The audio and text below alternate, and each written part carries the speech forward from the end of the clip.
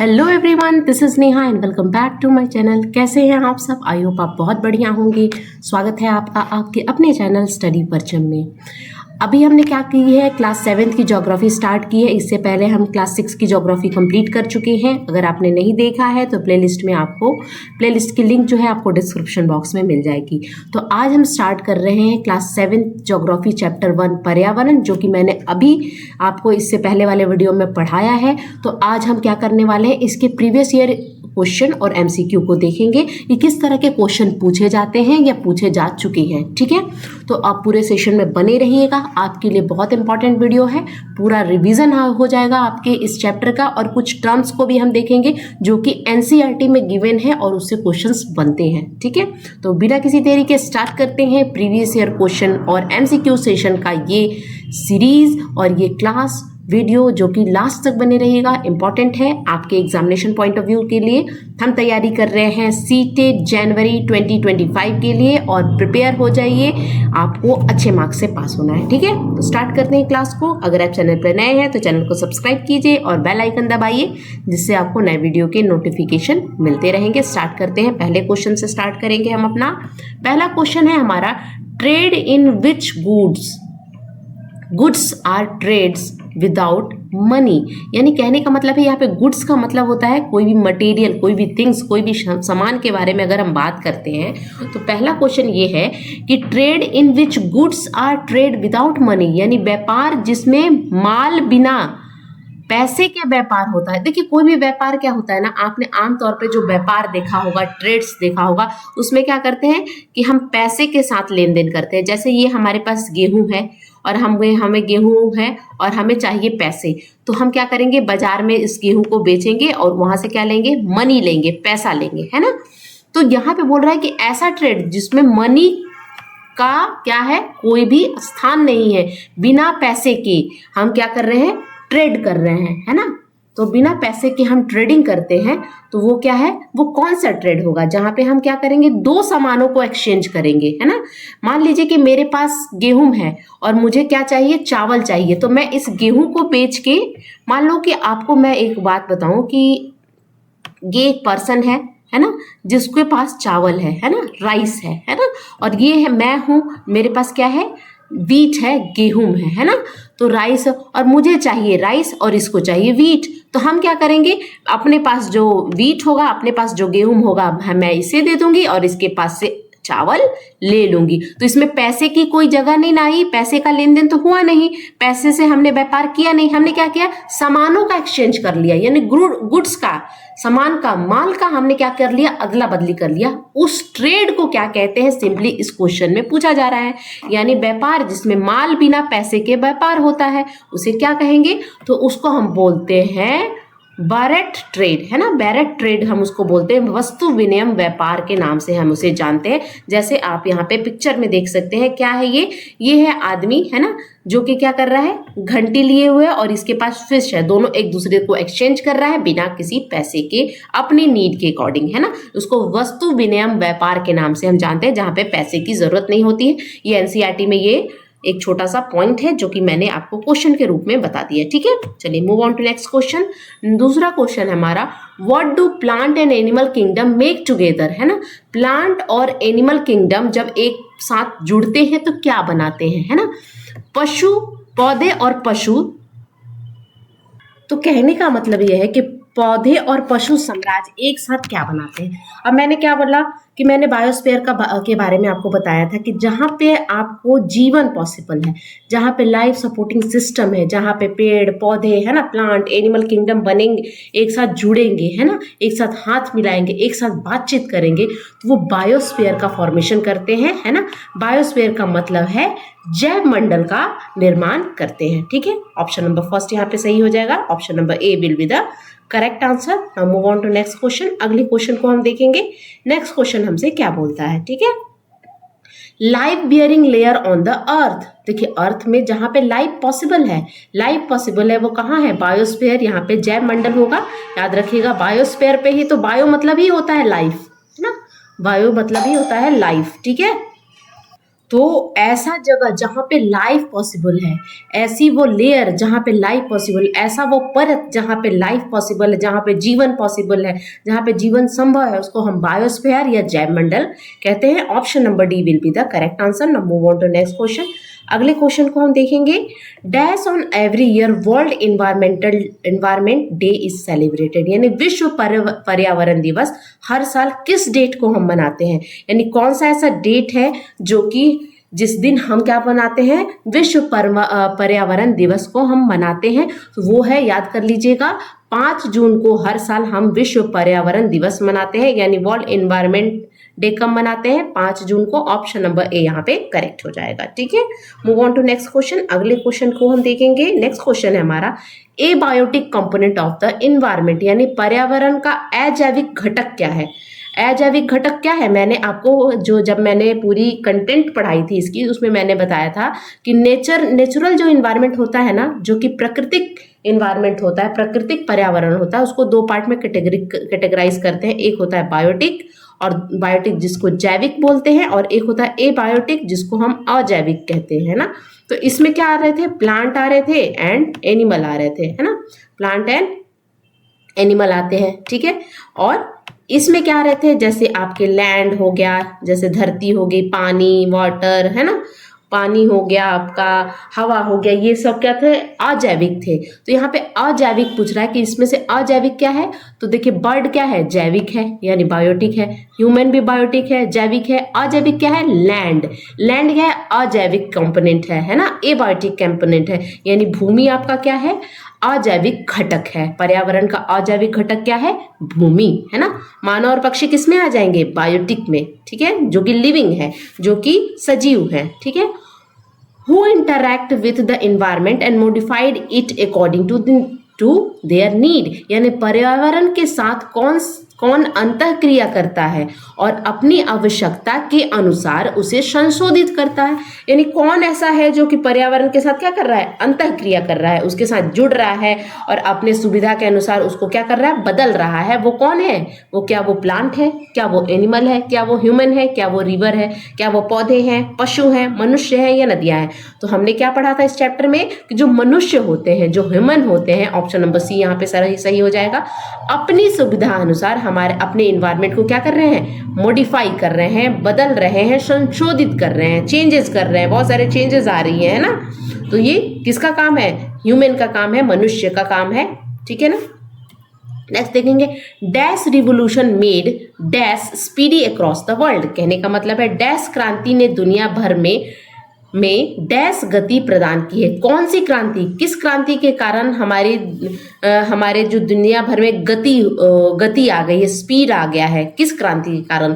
तो आंसर क्या होगा, सूचना क्रांति के कारण। जो सूचना इंफॉर्मेशन वाला जो पार्ट डेवलप हुआ है, क्रांति ने दुनिया भर में संचार गति को प्रदान की है, यानी इंफॉर्मेशन। ये पूरी लाइन एनसीईआरटी में दी हुई है कि information revolution made communication speedy across the world, यानी संचार क्रांति ने दुनिया भर में, सूचना क्रांति ने दुनिया भर में संचार गति प्रदान की है। ठीक है, समझ में आया। चलिए नेक्स्ट देखेंगे क्वेश्चन क्या है, lithosphere is made up of. Lithos का मतलब क्या होता है, मैंने पहले भी बताया है, लिथोस का मतलब होता है रॉक या थिन लेयर ऑफ सॉइल, यानी पत्थर या पतली मिट्टी की परत, लिथोस का मतलब होता है। तो किससे बना है, तो आपको समझ में आया किससे बना है, रॉक से बना है और मिनरल्स एंड सॉइल से बना है, यानी चट्टानों से बना है, खनिज और मिट्टी से। कौन बना है, आपका स्थल मंडल। स्थल मंडल कैसे बना है, चट्टाने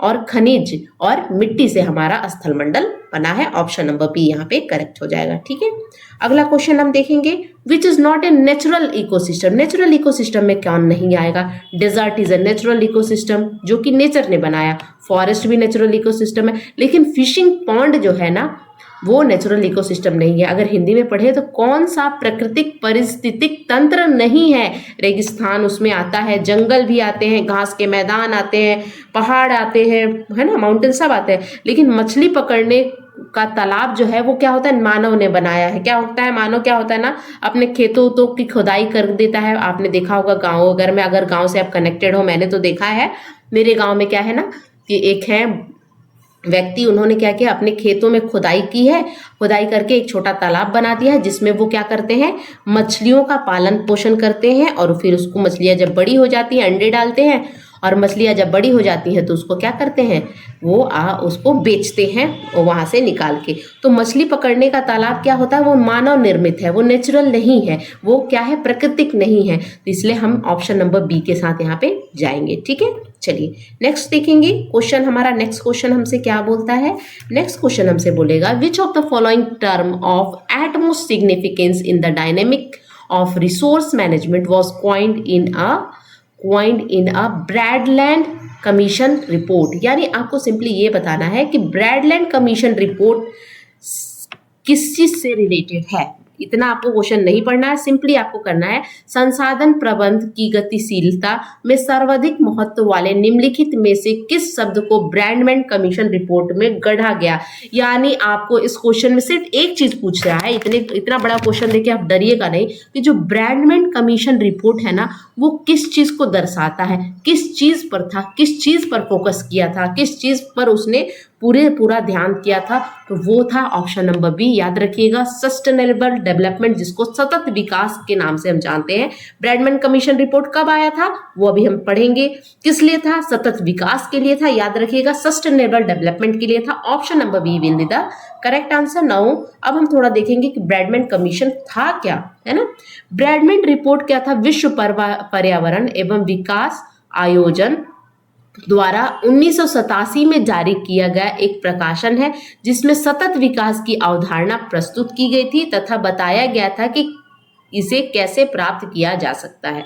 यानी ब्रैडलैंड कमीशन क्या था, एक इन्वायरमेंट से रिलेटेड, एक पर्यावरण से रिलेटेड क्या था, एक कमीशन था, उसमें एक रिपोर्ट जारी किया गया था। ये कब आया था, ये आया था 1987 में, डेट याद रख लीजिएगा। 1987 में ब्रैडलैंड कमीशन रिपोर्ट आई थी जिसमें पर्यावरण को हम किस तरह से अच्छे से रख सकते हैं, डेवलप कर सकते हैं, तो उस पर ध्यान दिया गया था। और फोकस किस पे था, सस्टेनेबल डेवलपमेंट पे, सतत विकास पर इनका पूरा ध्यान था। यानी Brundtland report publication release in 1987 by the world commission on environment and development. यानी इसका फुल फॉर्म याद कर लीजिएगा, WCED का फुल फॉर्म होता है world commission on environment and development. यानी इन्वायरमेंट के डेवलपमेंट पर काम किया गया था और फोकस किसका था, सस्टेनेबल यानी सतत विकास पर। समझ में आई। तो ये था Brundtland commission report 1987। Which of the following is created by the nature. आपको यहाँ पे 4 ऑप्शन दिए हैं, आपको ये बताना है कि कौन जो है वो नेचर क्रिएट करता है। आपको देखना है बुक, कॉपी, पेंसिल, ये तो मैन मेड है तो ये तो होगा नहीं, ठीक है ना। यानी पुस्तक, किताब, पेंसिल, ये तो होगा नहीं। निम्नलिखित में से क्या प्राकृतिक द्वारा निर्मित है, किसने, नेचर ने बनाया है, किस चीज को नेचर ने बनाया है। यहाँ पे ग्रुप दिए हैं, आपको ग्रुप में से आपको सेलेक्ट करना। माउंटेन, रिवर एंड ट्री, यानी पहाड़, नदियां और पेड़, ये तो पक्का किसने बनाया है, प्रकृति ने बनाया है। तो हमसे यही तो पूछ रहा था कि क्या किस ग्रुप को किसने बनाया है, हमारे नेचर ने बनाया है। अस्पताल, सड़क, पुल, ये तो मानव निर्मित है। कार, स्कूटर, रेलगाड़ी, ये भी मानव निर्मित है। आपको ग्रुप देखना था कि तीनों जो है वो नेचुरल इन्वायरमेंट से रिलेटेड हो। ऑप्शन नंबर बी यहाँ पे करेक्ट हो जाएगा। ठीक है, move on to next question. अगले क्वेश्चन की ओर बढ़ेंगे। Who interact with environment and modified it according to need. कौन इन्वायरमेंट के साथ इंटरैक्ट करता है, यानी पर्यावरण के साथ कौन अंतःक्रिया करता है और अपनी आवश्यकता अनुसार उसमें परिवर्तन लाता है, वो कौन है, वो ह्यूमन बीइंग है, वो मनुष्य है जो कि अपने आवश्यकता अनुसार हमारे पर्यावरण के साथ जुड़ता है और उसमें बहुत सारे बदलाव लाता है। ऑप्शन नंबर डी यहाँ पे सही हो जाएगा। ठीक है, अगला क्वेश्चन देखेंगे। नेक्स्ट क्वेश्चन है हमारा, human being dash with the environment and modified it according to their need. बस वही क्वेश्चन है, मनुष्य पर्यावरण के साथ डैश करता है और उसमें उसे अपनी डैश के अनुसार संशोधित करता है। यानी क्या होगा, मनुष्य क्या करता है, पर्यावरण के साथ क्या करता है, इंटरैक्ट करता है, परस्पर क्रिया करता है और अपनी आवश्यकता अनुसार उसमें संशोधन लाता है, संशोधित करता है। यानी human being interact with the environment and modified it according to their need. ठीक है, ऑप्शन नंबर सी यहाँ पे करेक्ट हो जाएगा। ठीक है, move on to next question. अगले क्वेश्चन को अगर हम देखें, a dash is necessary between the natural and human environment. यानी प्राकृतिक और मानवीय पर्यावरण के बीच में डैश आवश्यक है। क्या आवश्यक है? जैसे मान लीजिए कि एक इन्वायरमेंट है जो कि हमारी नेचर ने बनाया, हमारे प्राकृतिक ने बनाया, जिसमें पेड़ पौधे, पानी, जल, लैंड सब आ गया, धरती, पृथ्वी सब आ गया। एक इन्वायरमेंट है जो कि हमारे मानव ने बनाया, ह्यूमन मेड इन्वायरमेंट। अब इन दोनों के बीच में क्या जरूरी है? बैलेंस जरूरी है। बैलेंस में कैसा? परफेक्ट बैलेंस जरूरी है, यानी पूर्ण संतुलन बनाना जरूरी है। अगर हम पूर्ण संतुलन नहीं बनाएंगे, क्या करेंगे? मानो पेड़ की कटाई करते जाएगा तो कार्बन डाइऑक्साइड इन्वायरमेंट में बहुत ज्यादा होगा, ग्लोबल वार्मिंग होगा, ग्लेशियर पिघलेंगे, है ना, बाढ़ आएगा, अर्थक्वेक आएगा, बहुत सारी चीजें होना स्टार्ट हो जाएंगी। इसीलिए हमको परफेक्ट बैलेंस बनाने की जरूरत है, पूर्ण संतुलन बनाने की जरूरत है। किसके बीच में? Man made environment and natural environment के बीच में। ठीक है, विच is not A component of human environment. Human environment का कॉम्पोनेंट कौन नहीं है? Religion, community. रिलीजन किसने बनाया है? इंसान ने ही तो बनाया है। कम्युनिटी यानी समुदाय कौन बनाया है? इंसान ने बनाया। धर्म भी इंसान ने बनाया। लेकिन ये जो भूमि है वो क्या है? मानव निर्मित नहीं है। इसको किसने बनाया है? नेचर ने बनाया। और यही तो पूछ रहा है कि not a component of human environment, यानी कौन सा मानव पर्यावरण का घटक नहीं है? वो है भूमि। भूमि किसका घटक है? नेचुरल इन्वायरमेंट का। नेचुरल इन्वायरमेंट यानी क्या है ना, प्राकृतिक इन्वायरमेंट का घटक है। ठीक है, dash hold the atmosphere around the earth. कौन एटमोस्फेयर? जैसे क्या मैंने क्या बताया कि एटमोस्फेयर क्या है? जिसको हम वायुमंडल कहते हैं। ये हमारी धरती है और इसमें पतली जो आपकी लेयर है वो क्या है? पतली गैसियस लेयर है, जिसको हम एटमोस्फेयर बोलते हैं। ठीक है, ये एटमोस्फेयर जो है यहाँ पे रुकी हुई है, होल्ड है ना, पृथ्वी के चारों ओर वायुमंडल को धारण करता है। किसके कारण ये एटमोस्फेयर यहाँ पर कवर किए हुए है? तो वो है ग्रेविटेशनल प्रेशर के कारण, गुरुत्वाकर्षण दबाव के कारण, जो पृथ्वी के चारों ओर आपको क्या मिलेगा? वायुमंडल मिलेगा, एटमोस्फेयर मिलेगा। ठीक है, dash is a solid crust और a hard top layer of the earth. पृथ्वी की ठोस परत या कठोर ऊपरी परत कौन है? वो है आपकी लिथोस्फीयर, जिसको हम स्थल मंडल कहते हैं, जो कि ठोस क्या से बना है? चट्टानों से बना है। पतली लेयर ऑफ किससे बना है? सॉइल से बना है, मिट्टी से बना है, लिथोस्फीयर। ठीक है, चलिए move on to next question. अगला क्वेश्चन हमारा क्या बोलता है? एटमॉस्फेयर क्या है, यानी वायुमंडल क्या है? या वायुमंडल यह एक पृथ्वी के चारों ओर फैली हवा की पतली परत है, जिसको हम वायुमंडल कहते हैं। ऑप्शन नंबर बी, यह पृथ्वी के चारों ओर फैली हवा की पतली परत है। It is a thin layer of air that surround the earth. आप थिक पर जाइएगा, कंफ्यूज मत होइएगा। थिक लेयर नहीं है, थीन लेयर है, पतली लेयर है, चौड़ी लेयर, मोटी लेयर नहीं है, याद रखिएगा। ठीक है, अगला क्वेश्चन देखेंगे। Dash must learn to live and use their environment in harmonious way. Dash को सामंजस्यपूर्ण तरीके से रहना और अपने पर्यावरण का उपयोग करना सीखना चाहिए। किसे अपने पर्यावरण का उपयोग करना सीखना चाहिए? हमें हम लोग हैं, है ना, हम लोग यानी ह्यूमन बीइंग को सीखना चाहिए कि किस तरह हम अपने इन्वायरमेंट में, पर्यावरण में रहें, एक बैलेंस की स्थिति पैदा करें, एक क्या करें, एक बहुत अच्छा इकोलॉजिकल बैलेंस बना के रहे। वो होता है किसको जरूरत है? ह्यूमन को, मनुष्य को जरूरत है सामंजस्य पूर्व तरीके से रहने के लिए। ठीक है, नेक्स्ट देखेंगे। Which of the following is not the major domain of the earth. Earth का हमने 4 डोमेन पढ़े थे। हमने बायोस्फीयर पढ़ा था, हमने लिथोस्फीयर पढ़ा था, हमने हाइड्रोस्फीयर पढ़ा था, हमने एटमोस्फीयर पढ़ा था, बट हमने ट्रोपोस्फीयर मेजर डोमेन में नहीं आता है। Troposphere is a part of atmosphere, है ना। एटमोस्फीयर यानी क्षोभ मंडल जो होता है, निम्नलिखित में से कौन सा पृथ्वी का प्रमुख क्षेत्र नहीं है? वो है क्षोभ मंडल। क्षोभ मंडल क्या है? ये तो उसका लेयर है। एटमोस्फेयर यानी वायुमंडल का एक लेयर होता है क्षोभ मंडल, जो कि पहला लेयर होता है। ये भी मैंने आपके क्लास 6 की ज्योग्राफी में आपको बहुत अच्छे से पढ़ाया है। ठीक है, चलिए नेक्स्ट क्वेश्चन देखेंगे। Domains of water is refer to as. Domains of water को हम क्या बोलते हैं? जल के क्षेत्र को क्या कहा जाता है? हाइड्रोस्फीयर ही तो कहा जाता है, जल मंडल तो कहा जाता है। ठीक है, चलिए नेक्स्ट देखेंगे।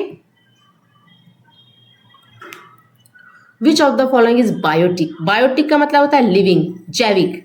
क्या होता है बायोटिक? निम्नलिखित में से कौन सा जैविक है? Plant, land, water, soil.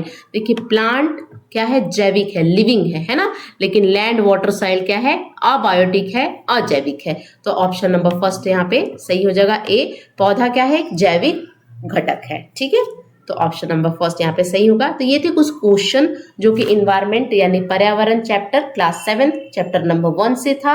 आपको पूरा चैप्टर यहाँ पर एक समरी के रूप में मिल गया होगा, है ना, एक आपको निचोड़ मिल गया होगा पूरे चैप्टर का। अगर आपको वीडियो अच्छा लगा होगा तो प्लीज़ लाइक कीजिएगा, शेयर कीजिएगा एंड सब्सक्राइब कीजिएगा। मिलती हूँ आपसे नेक्स्ट वीडियो में, तब तक के लिए thank you so much for watching, keep keep smiling, bye bye.